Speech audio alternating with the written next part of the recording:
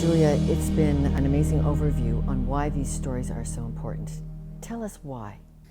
Well, because I was sitting at the heart of the BBC newsroom in London for many years. I was on BBC World Service Radio, BBC World TV, and I wasn't aware of these stories. And if I wasn't aware sitting in the BBC Global newsroom, then you can bet 99.9% of people in the world wasn't aware of them either. And so that's why I felt that it was an underreported part of what's happening in the world today, and that I wanted to use my skills and experience. And the persecution of Christian faith is actually a bellwether.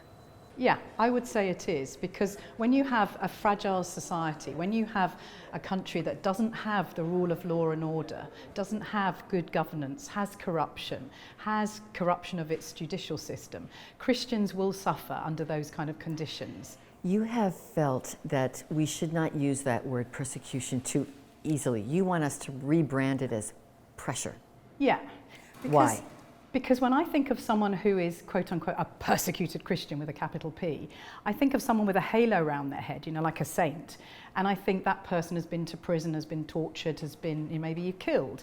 Whereas I would say what we need to be aware of is that the vast majority of Christians who suffer for their faith around the world, it's job discrimination, it's education discrimination, it's rejection by their family, by their friends, by their local community, social discrimination. So it's not extreme persecution that we sort of traditionally think of, martyrs. It's much more day to day. And so that's why I prefer to say Christians under pressure for their faith.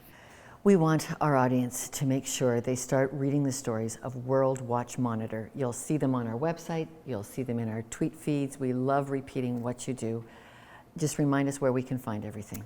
Yeah, so it's www.worldwatchmonitor.org, all one word.